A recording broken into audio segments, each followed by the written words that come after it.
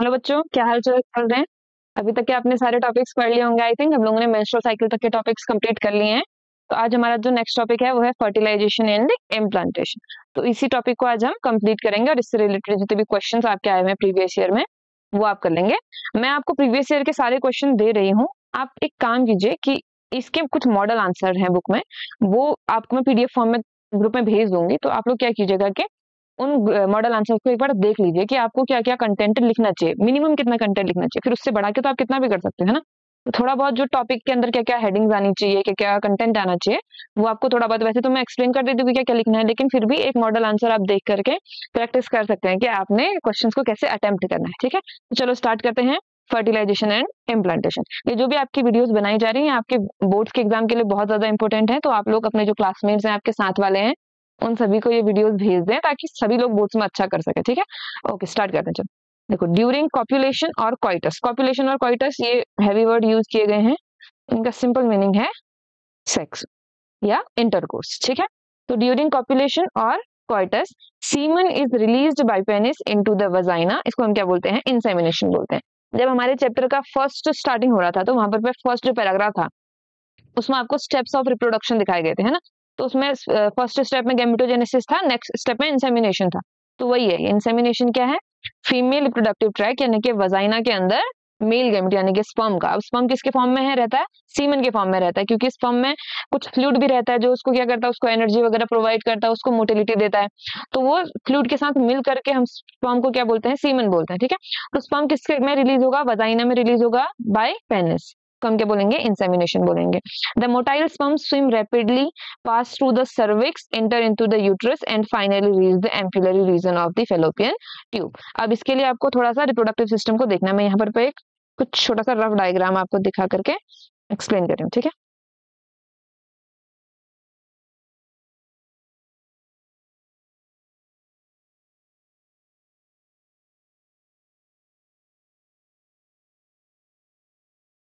Okay देखो, हम यहाँ पर क्या बना रहे हैं, यहाँ पर हम फीमेल रिप्रोडक्टिव ट्रैक को बना रहे हैं। फीमेल रिप्रोडक्टिव ट्रैक में हम क्या बना रहे हैं, ये यूट्रस है। ठीक है, यूट्रस का फोटो नहीं बन रहा आज, रुक जाओ।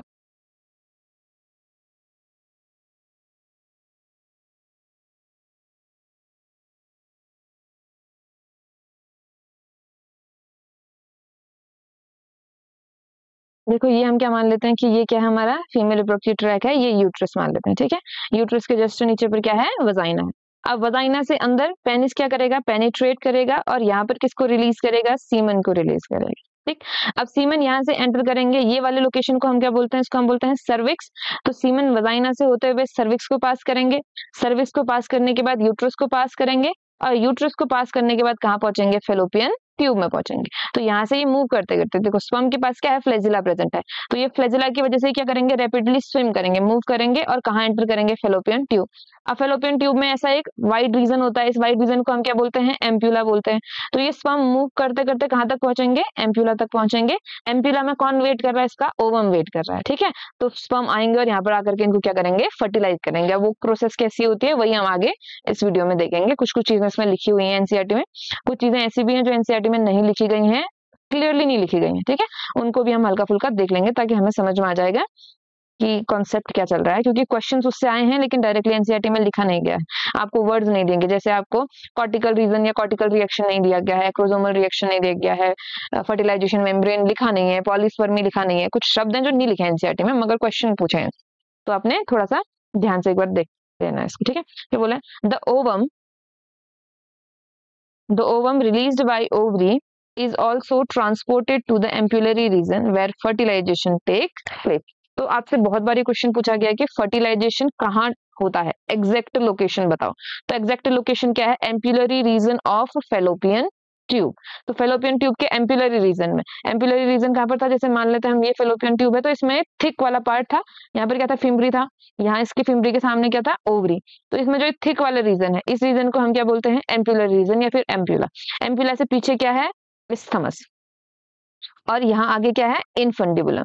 तो रास्ता पूछेगा कि स्पर्म कहाँ कहाँ से गुजरते हुए पहुंचा एम्पुलर रीजन में, तो उसमें इस्थमस नाम भी आना चाहिए। एम्पुलरी इस्थमस जंक्शन बोला जाता है बहुत बार कि फर्टिलाइजेशन कहाँ हुआ है, एम्पुलरी इस्थमस जंक्शन में, एम्पुला और इस्थमस के बीच में, जंक्शन में उसमें। ठीक है, Fertilization can only occur if the ovum and the sperm are transported simultaneously to the ampullary region. Fertilisation सिर्फ तभी हो सकता है जब ओवम और स्पर्म दोनों साइमल्टेनियसली यानी कि साथ साथ कहाँ पहुंचे हो, एम्पुलरी रीजन में पहुंचे हो। अब स्पर्म पहुंच गया एम्पुलर रीजन में लेकिन ओवम रिलीज ही नहीं हुआ है तो फर्टिलाइजेशन नहीं होगा, या फिर ओवम पहुंच गया एम्पुलर रीजन में लेकिन स्पर्म पहुंचा ही नहीं तो भी फर्टिलाइजेशन नहीं होगा। तो जब दोनों एक साथ पहुंचेंगे तभी फर्टिलाइजेशन होगा, ठीक है। This is the reason why not all copulation lead to fertilization and pregnancy. The process of fusion of a sperm with an ovum is called fertilization. तो fertilization की definition क्या है? स्पर्म का ओवम के साथ में फ्यूज होने को हम क्या बोलेंगे? फर्टिलाइजेशन बोलेंगे। तो एम्पुलरी रीजन में जब ये ओवम और स्पर्म मेट करेंगे, फर्टिलाइज करेंगे, यानी कि एक दूसरे के साथ मिक्स हो जाएंगे। फ्यूजन का मतलब हुआ यहाँ पर मिक्सिंग, ठीक है। मिक्सिंग का है कि mixing all the cytoplasmic material, मतलब सेल के अंदर जो भी सामान भरा पड़ा है वो सब आपस में मिक्स हो जाएगा, तो फ्यूजन बोलेंगे उसको, चिपक जाना दो चीजों का, ठीक है।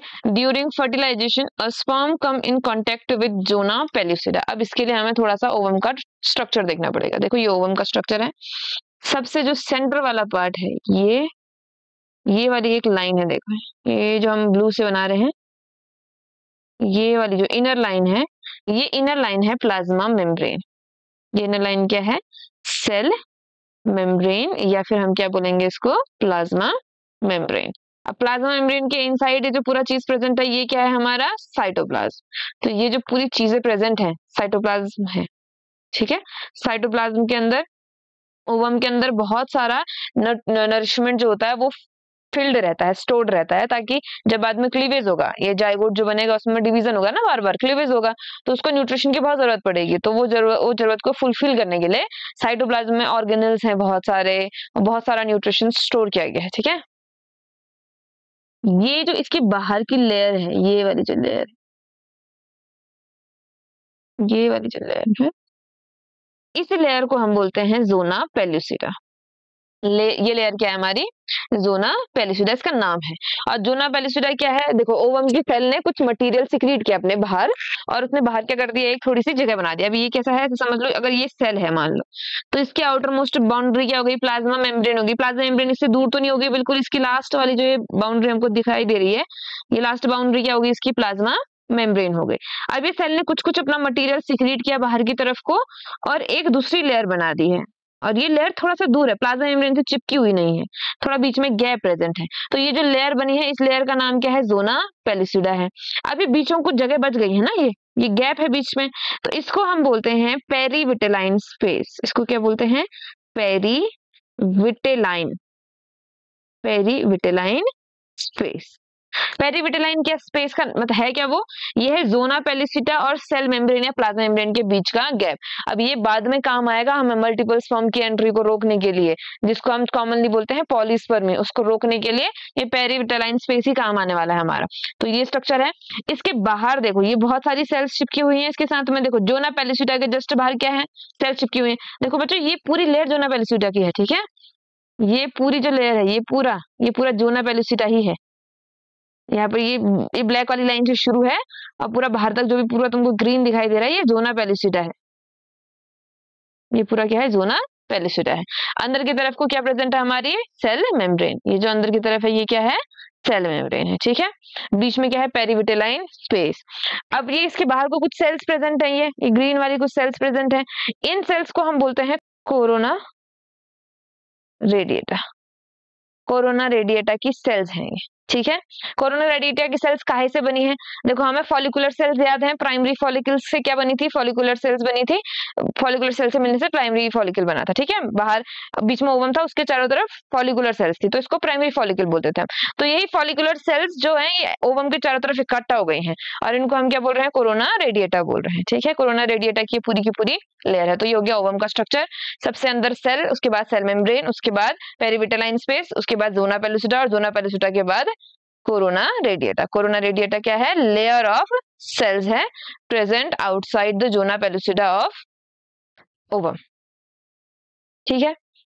ये हो गया हमारा ओवम का एक स्ट्रक्चर। ओवम का स्ट्रक्चर आपको बहुत जगह पूछा गया है कि ओवम का स्ट्रक्चर बताओ, उसमें चीजों को लेबल करो करके, तो वहां पर आपने ये डायग्राम अपना एक्सप्लेन करना है और इसकी चीजों को दिखाते रहना है, ठीक है, कि किसका नाम क्या है और किसका काम क्या है, दोनों ही चीजें जरूरी है। तो क्या है देखो, during fertilisation sperm come in contact with zona pellucida layer of ovum.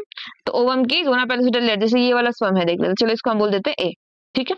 तो स्पर्म ए एंटर किया है, कोरोना रेडिएटा की सेल्स को क्लियर करके अंदर आया है, और अब किसको टच कर रहा है, अब टच कर रहा है जोना पेलिसिटा को। तो जब ये जोना पेलिसिटा को टच करेगा और क्या करेगा, and induce changes in the membrane that block the entry of additional sperm. अब मैं इसको तुमको थोड़ा सा अलग से समझा देती हूँ कि ये चीज में होता क्या आखिरकार। हमारे पास में क्या प्रेजेंट है, हमारे पास में से एक ओवम प्रेजेंट है, ठीक है। ओवम के बाहर बहुत सारी सेल्स प्रेजेंट है। ये जो मैंने ब्लू वाली बनाई है, इस ब्लू वाली को तुम जोना पेलिसिटा समझो, प्लाज्मा मेम्ब्रेन इसके अंदर है, ठीक है। तो हमने क्या बना दिया, ये कोरोना रेडिएटा की सेल्स बना दी, और ये हमने क्या बना दिया, अपना ओवम बना दिया। ओवम में कौन से सेल्स हैं, ये कोरोना रेडिएटा की सेल्स हैं। अब ये हमने क्या बना दिया स्ट्रक्चर, ये हमने बना दिया स्पर्म। अब स्पर्म जैसे ही ओवम के पास आएगा तो सबसे पहले बाहर क्या है, कोरोना रेडिएटा की सेल्स की एकदम ऐसे लेयर लगी हुई है, तो ये बिना इनको क्रॉस करे तो अंदर जा नहीं सकता। तो पहले ये कुछ एंजाइम्स निकालेगा जो इन सेल्स को तोड़ेंगे, लाइज निकालेगा कुछ जो क्या करेंगे, इसको तोड़ेंगे, इसको ब्रेक करेंगे। अब इसका कुछ नाम है, देखो कोरोना रेडिएटा कौन सा एंजाइम ब्रेक करता है, अगर आपको बोला जाए तो हाइलुरोनाइडेज एंजाइम है ये, ठीक है। तो हाइलुरोनाइडेज एंजाइम क्या करता है, कोरोना रेडिएटा की सेल्स को ब्रेक करता है, उनके बीच में से गैप बनाता है ताकि ये स्पर्म थोड़ा अंदर को जा सके। अब जैसे ही ये कोरोना रेडिएटा की सेल्स थोड़ी सी ब्रेक होंगी तो क्या होगा, ये स्पर्म यहाँ से एंटर करेगा और कहाँ पहुंच जाएगा, ऐसे जोना पेलिसिटा के पास में पहुंच जाएगा। अब देखो ये जोना पेलिसिटा में ना बहुत स्पेसिफिक कुछ केमिकल्स प्रेजेंट होते हैं, और इन केमिकल्स को हम बोलते हैं रिसेप्टर्स। इनको क्या बोला जाता है, रिसेप्टर्स। अब मान लीजिए हमने क्या किया, ह्यूमन का एग लिया और उसके पास में ले आए डॉग स्पर्म, या फिर हमने क्या किया, एक क्या माना, चलो मुर्गी का एग लिया हमने, मुर्गी का वो जो अंडा हम खाते हैं वो वाला नहीं, ठीक है, बिफोर फर्टिलाइजेशन वाला एग, हमने वो एग लिया और उसके साथ शुतुरमुर्ग के स्पर्म को फ्यूज करा दिया। वैसे तो दोनों बर्ड्स ही हैं लेकिन दोनों अलग अलग स्पीशीज हैं, ठीक है। ऑस्ट्रिच के हम स्पर्म को फ्यूज करवाना चाह रहे हैं एक हैन से, एक मुर्गी से। तो अब क्या वो फर्टिलाइज कर जाएगा, क्या वो स्पर्म और एग फ्यूज हो जाएंगे आपस में, ऐसा तो नहीं होता ना। कभी भी दो अलग अलग स्पीशीज एक दूसरे को फर्टिलाइज नहीं कर पाती हैं, तभी तो हम एक डेफिनेशन देते हैं कि जिस स्पीसीज में फर्टिलाइजेशन हो सकता है, जिन ऑर्गेनिज्म के बीच में, वो एक स्पीसीज के हैं। तो यानी कि इनमें फर्टिलाइजेशन नहीं हो सकता। क्यों नहीं हो सकता, क्योंकि इस सेल के ऊपर कुछ रिसेप्टर्स प्रेजेंट है। क्या प्रेजेंट है, कुछ रिसेप्टर्स प्रेजेंट है। और इन रिसेप्टर्स का काम क्या है, इन रिसेप्टर का बहुत सिंपल काम है कि अगर अपनी स्पीसीज का आ रहा है स्पर्म तो उसको तो एंट्री देनी है, लेकिन अगर किसी और स्पीसीज का स्पर्म आना है तो उसको ब्लॉक करना है। तो यहाँ पर पे एक ऐसा रिसेप्टर प्रेजेंट है जो क्या कर रहा है, अपनी स्पीसीज के स्पर्म्स को पहचान रहा है, उनको अंदर आने दे रहा है और बाकियों को अंदर नहीं आने दे रहा है। अब कैसे हो रहा है देखो, जैसे ह्यूमंस का अगर हम ले लें तो ह्यूमंस के ओवम में एक ZP3 नाम का रिसेप्टर होता है, और ZP3 रिसेप्टर के कुछ ऐसे प्रोटीन यहाँ पर भी प्रेजेंट होते हैं हमारे स्पर्म के हेड पर। तो ये स्पर्म के हेड पर ये प्रोटीन बाइंड करते हैं ZP3 पर, ऐसे बाइंड किया तो ZP3 ने पहचान लिया, मान लो ये हमारा ह्यूमन का ही हो, तो ZP3 पहचान लेगा कि ह्यूमन का ही स्पर्म है कि नहीं है, या फिर किसी और स्पीसीज का तो नहीं है। अगर किसी और स्पीसीज का होगा तो ये इसको यहाँ पर से एंट्री नहीं मिलेगी, ये कैंसिल हो जाएगा, ठीक है। लेकिन अगर मान लो ह्यूमन का ही हुआ तो क्या होगा, अब देखो ये हमारी जोना पेलिसिटा की लेयर है, ये क्या है, हमारा स्पर्म है। अगर स्पर्म का आपको डायग्राम याद हो तो इसके हेड में एक ऐसा एक्रोजोम होता है, यहाँ न्यूक्लियस प्रेजेंट होता है ना, तो यहाँ पर हेड में क्या प्रेजेंट होता है, एक्रोजोम। अब जैसे ही रिसेप्टर ने इसको पहचाना कि ये अपनी ही स्पीसीज का है, ये एक्रोजोम क्या हो जाएगा, ये एक्रोजोम टूट जाएगा, और एक्रोजोम टूट करके इसमें से जितने भी एंजाइम प्रेजेंट है, यहाँ न्यूक्लियस है, ठीक है, एक्रोजोम पे जितने भी एंजाइम प्रेजेंट है वो बाहर निकलेंगे, और वो बाहर निकल के क्या करेंगे, इस जोना पेलिसिटा की लेयर को क्या कर देंगे, तोड़ के क्रॉस कर जाएंगे अंदर को। अब ये एंटर कर गए, अंदर क्या है, प्लाज्मा मेम्ब्रेन है, और ये अंदर जाकर के क्या होगा, इसका फैगोसाइटोसिस। अब देखो यहाँ पर मैं फैगोसाइटोसिस क्या होता है ये नहीं समझाऊंगी, बस एक बहुत ही सिंपल एग्जांपल दे देती हूँ। जैसे अमीबा अपना खाना खाता है ना, उसी को फैगोसाइटोसिस बोलते हैं। अब बाकी आपका काम है कि आप ढूंढो कि फैगोसाइटोसिस क्या होता है। तो इसने क्या किया, फैगोसाइटोसिस किया, और फैगोसाइटोसिस के थ्रू क्या किया, इस ओवम को अपने से अंदर ले लिया। तो होगा कैसे, ये मेम्ब्रेन है हमारे पास में, मेम्ब्रेन से ऐसे अंदर की तरफ को एक ऐसा वेसिकल टाइप का बनेगा, इसके अंदर क्या होगा, पूरा का पूरा स्पर्म एंटर करेगा, और एट द एंड मेम्ब्रेन पूरी अंदर हो जाएगी और अंदर एक स्पर्म क्या हो जाएगा, ऐसे पूरा एंटर हो जाएगा। ह्यूमंस में पूरा का पूरा स्पर्म ओवम के अंदर एंटर करता है, ठीक है। अब ये क्या कर गया, ओवम के अंदर एंटर कर गया। अंदर जाने के बाद इस वेसिकल को तोड़ दिया जाएगा एंजाइम्स की मदद से, स्पर्म के बाकी सारे हिस्सों को ब्रेक कर दिया जाएगा, सिर्फ क्या बचेगा, मेल गैमेट का न्यूक्लियस बचेगा। और ये मेल गैमेट का न्यूक्लियस फीमेल गैमेट के न्यूक्लियस के साथ जाकर के क्या कर देगा, फ्यूज कर देगा, और हमारा N+N मिलकर के क्या बन जाएगा, 2N, और इसे हम क्या बोलेंगे, जाइगोट। ये हो गया हमारा फर्टिलाइजेशन। सिंपल है। सबसे पहले ये एंजाइम निकालेगा, स्पर्म से ही एंजाइम निकलेगा, ठीक है। इसको हम क्या बोलेंगे, हाइलुरोनाइडेज एंजाइम निकलेगा, और उससे क्या ब्रेक होगा, कोरोना रेडिएटा ब्रेक होगा। जैसे कोरोना रेडिएटा ब्रेक हुआ, वैसे ये किसके कांटेक्ट में आएगा, जोना पेलिसिटा के कांटेक्ट में आएगा। उसका रिसेप्टर इस स्पर्म को पहचान के अप्रूव करेगा कि भैया तुम हमारी स्पीसीज के हो, और उसके बाद इसमें से एक्रोजोम बर्स्ट करेगा, एक्रोजोम टूटेगा, उससे एंजाइम निकलेंगे, और ये एंजाइम क्या करेंगे, ये एंजाइम जोना पेलिसिटा की लेयर को क्या करेंगे, तोड़ेंगे, ताकि स्पर्म वहां से एंटर कर सके। अब जैसे स्पर्म एंटर किया, जो प्लाज्मा मेम्ब्रेन है उसके थ्रू ओवम ने इसको क्या कर दिया, खा दिया, फेगोसाइटोसिस कर दिया, और ये एंटर कर गया। अब ये तो हो गई एक बात की फर्टिलाइजेशन में क्या क्या हुआ। अब जैसे ही ये अंदर एंटर किया ना, जैसे स्पर्म ने एंटर किया ओवम के अंदर, वैसे ही अब ओवम को पता चल गया कि देखो भैया एक स्पर्म अंदर आ गया है, अब ज्यादा को अंदर लाने की जरूरत नहीं, क्योंकि अगर ज्यादा स्पर्म अंदर आया, जैसे एक स्पर्म अंदर आया तो एक स्पर्म प्लस एक ओवम क्या हो गया, 2N। मान लो 2 स्पर्म आ जाते तो क्या हो जाता है, ये 3N। अगर 3 स्पर्म आ जाते तो क्या हो जाता है, ये 4N। हम तो ये नहीं चाहते ना कि ऐसा हो करके, हम क्या चाहते हैं, सिर्फ 2 आए, मतलब 2N ही हो, एक ही स्पर्म एंटर करे। तो जैसे ये स्पर्म एंटर किया, अब क्या होगा, यहाँ पर कुछ रिएक्शन चलेंगे, उनको हम कॉर्टिकल रिएक्शंस बोलते हैं, ठीक है। ये रिएक्शंस की वजह से क्या होगा, ये जो पेरीविटेलाइन स्पेस है, पेरीविटेलाइन स्पेशल में कुछ मॉलिक्यूल्स जमा हो जाएंगे। इन मॉलिक्यूल्स को हम बोलते हैं कॉर्टिकल ग्रेन्यूल्स। क्या बोला जाता है, कॉर्टिकल ग्रेन्यूल्स। अब जैसे ही कॉर्टिकल ग्रेन्यूल्स यहाँ निकले, ये जो पूरी जगह थी जोना पेलिसिटा और पेरीविटेलाइन मेम्ब्रेन, पेरीविटेलाइन स्पेस, ये स्टिफ हो जाएगी, ये बाकी स्पर्म की एंट्री को ब्लॉक कर देगी, और इसको ये जो स्ट्रक्चर बनेगा, इसको हम क्या बोलेंगे, फर्टिलाइजेशन मेम्ब्रेन। फर्टिलाइजेशन की वजह से बन रही है ना, तो इसको हम क्या बोलते हैं, फर्टिलाइजेशन मेम्ब्रेन। फर्टिलाइजेशन मेम्ब्रेन क्या काम करती है, मल्टीपल स्पर्म्स की ओवम में एंट्री को ब्लॉक करती है। तो क्या कर रही है, ये पॉलीस्पर्मी को ब्लॉक कर रही है। तो ये है हमारा पॉलीस्पर्मी ब्लॉक, इसको हम क्या बोलते हैं, पॉलीस्पर्मिक ब्लॉक। आपको क्वेश्चन में पॉलीस्पर्मिक ब्लॉक लिखा हुआ नहीं दिखेगा, ठीक है। आपको ऐसा क्वेश्चन दिया होगा कि क्या बोल रहा है, देखो, it induce changes in membrane that block the entry of additional sperm. आपको ये लिख के दिया है बुक में, तो ये इनडायरेक्टली क्या बोल रहा है, एंट्री ऑफ एडिशनल स्पर्म को ब्लॉक करने को हम क्या बोलेंगे, पॉलीस्पर्मिक ब्लॉक। क्या बोलेंगे, पॉलीस्पर्मिक ब्लॉक। तो एनसीईआरटी ने आपको पढ़ा दिया ये, ठीक है, बस आपको शब्द नहीं बताया, तो थोड़ा बहुत आपने खुद से मेहनत करनी पड़ेगी। देखो आगे क्या बोल रहा है, Thus, it ensured that only one sperm can fertilize an ovum, ताकि एक ही स्पर्म फर्टिलाइज करे। एक से ज्यादा फर्टिलाइज करना क्यों गलत है वो बता दिया मैंने आपको, ठीक है। The secretion of a acrosome, जो एक्रोसोम है उसका सिक्रेशन किस में हेल्प करता है, help the sperm enter into the cytoplasm of the ovum through the zona pellucida and plasma membrane. तो ये जो एक्रोसोम है, इसकी मदद से स्पर्म किस में एंटर करेगा, जो ओवम है उसके जोना पेलिसिटा से अंदर एंटर करेगा और उसके साइटोप्लाज्म में पहुंचेगा, प्लाज्मा मेम्ब्रेन और जोना पेलिसिटा से होते हुए। इसको हम क्या बोलेंगे, इसको हम बोलेंगे एक्रोसोमल रिएक्शन, ठीक है। एक्रोसोमल रिएक्शन क्या करती है, एक तो स्पर्म को अंदर एंटर करवाती है, दूसरा पहचान भी तो ले रही है ना कि जो स्पीसीज है वो हमारी ही है कि नहीं है, किसी और की तो स्पीसीज नहीं है। तो एक्रोसोमल रिएक्शन के अंदर क्या भी आता है, स्पीसीज स्पेसिफिक इंटरेक्शन। इसमें क्या भी आता है, स्पीसीज स्पेसिफिक इंटरेक्शन। तो आपसे पूछा जाएगा, क्या पूछा जाएगा कि एक्रोसोम या फिर जोना पेलिसिटा का क्या क्या काम है। तो जोना पेलिसिटा के दो काम है, एक तो स्पीसीज स्पेसिफिक इंटरेक्शन में इसका काम है, क्योंकि इसके ऊपर पर्टिकुलर रिसेप्टर प्रेजेंट है जो पता कर रहे हैं कि ये स्पर्म हमारी स्पीसीज का है भी कि नहीं है, ठीक है।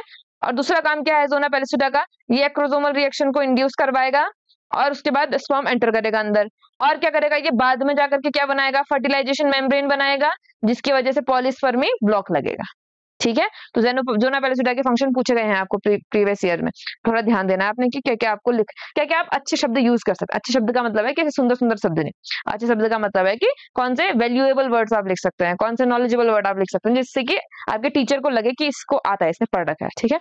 This induce the completion of meiotic division of secondary oocyte. इसका क्या मतलब है, देखो, जैसे ही ये हमारा क्या है, ये हमारा ओवम है, अब जैसे ही ओवम के अंदर कौन एंटर किया, ओवम के अंदर से स्पर्म एंटर किया।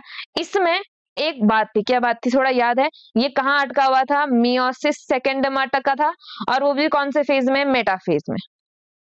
कहाँ अटका था, मेटाफेज 2 में अटका हुआ था, है ना।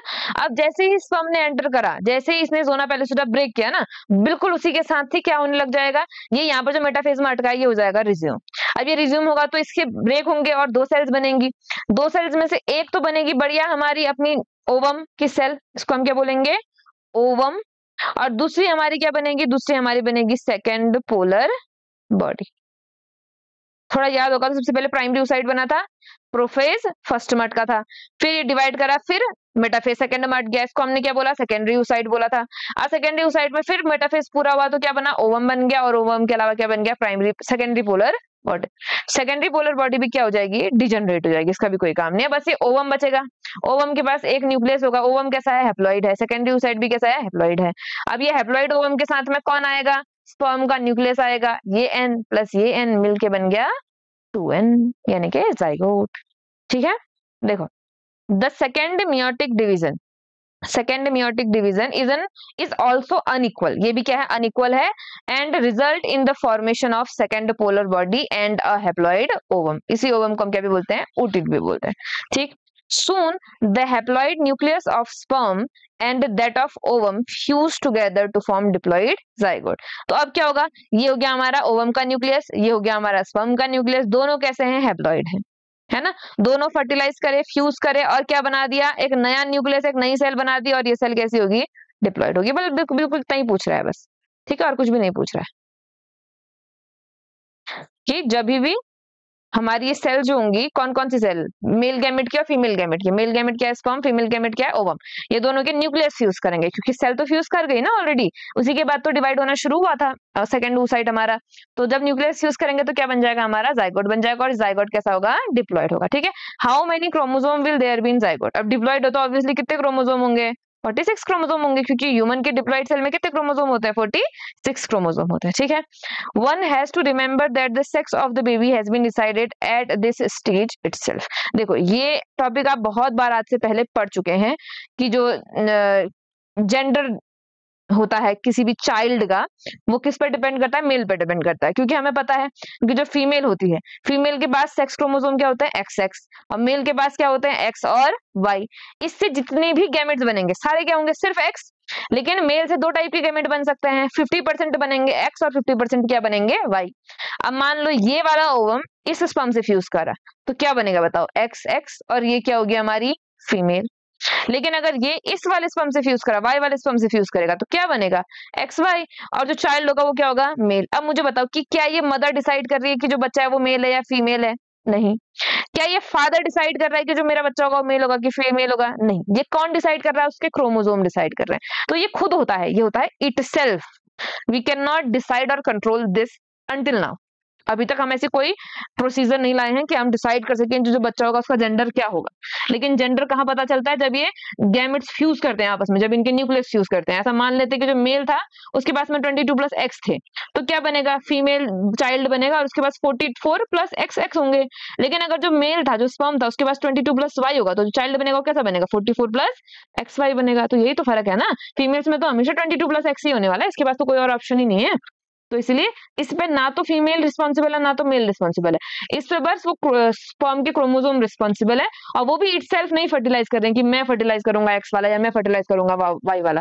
वो बाय चांस मेथड है, उतने सारे स्पर्म थे उनमें से कुछ X थे कुछ Y थे, अब वो चांस है कि कौन सा वाला फर्टिलाइज कर गया पहले, जो पहले फर्टिलाइज करेगा वो बाकी सबको ब्लॉक कर देगा, बाकी सबको ब्लॉक कर दिया तो हमारा जो चाइल्ड बनेगा उसका जो क्रोमोसोम होगा वो फिक्स हो जाएगा, क्रोमोसोम फिक्स हो जाएगा तो ये भी फिक्स हो जाएगा कि उसका जेंडर क्या होगा करके। ठीक है, as you know the chromosome pattern in human female XX होता है और मेल में क्या होता है XY। Therefore all the haploid gametes ova produced by female have the sex chromosome X, whereas the male gamete sperm the sex chromosome could be either X और Y। मतलब क्या बोल रहा है, वही सेम चीज, फीमेल में क्रोमोसोम XX होते हैं, मेल में XY होते हैं।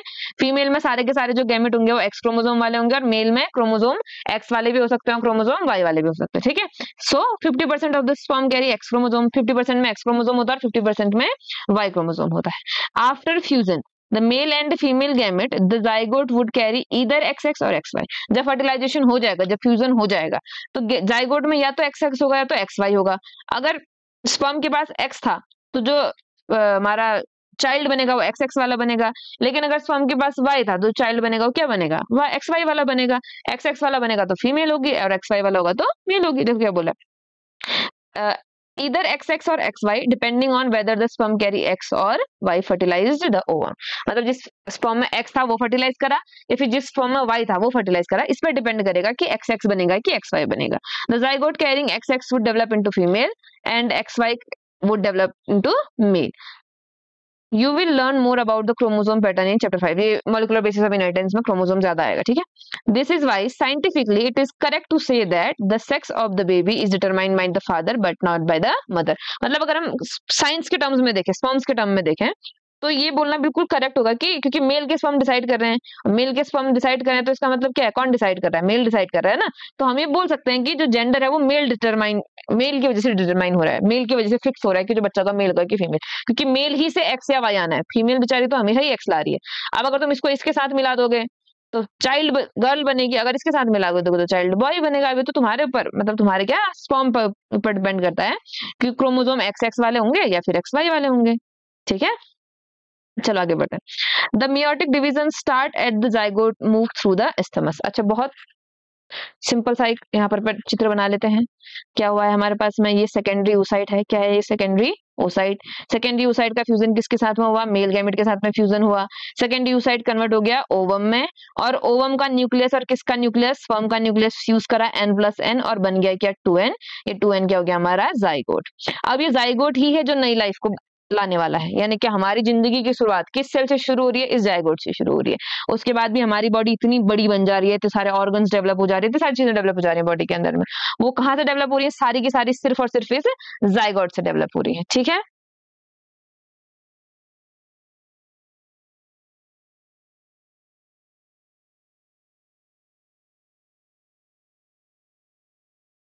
ठीक है बच्चों, अब यहाँ पर ना आपके लिए एक छोटी सी मैंने इमेज अटैच करी हुई है, इस अटैच को एक बार आप पॉज करके अच्छे से पढ़ लीजिए, ठीक है।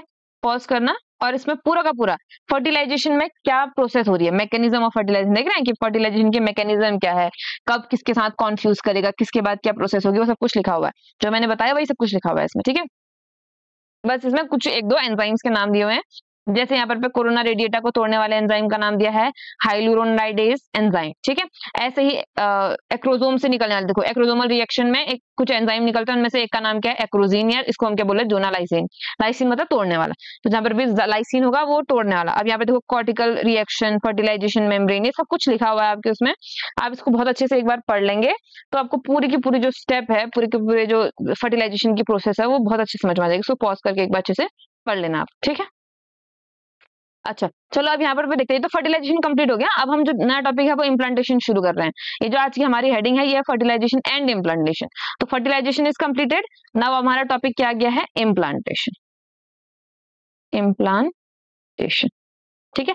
अब इम्प्लांट होने से पहले जाइगोट को इम्प्लांट में होने के लायक बनना पड़ेगा ना, कि एक सेल तो जाकर के इम्प्लांट होती नहीं है वहां पर कुछ 18 to 32 सेल्स वहां पर जाके इम्प्लांट करेंगे। 32 सेल्स की एक बॉल टाइप की बनेगी, 32 या मोर सेल्स की, वो जाकर के इम्प्लांट करेगी, तो पहले वो कन्वर्ट होगा उसमें, उसको हम क्या बोलेंगे, क्लीवेज बोलेंगे, ठीक है।